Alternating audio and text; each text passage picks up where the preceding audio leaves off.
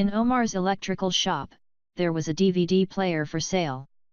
If he sold it at a discount of 30%, he would earn an extra $117.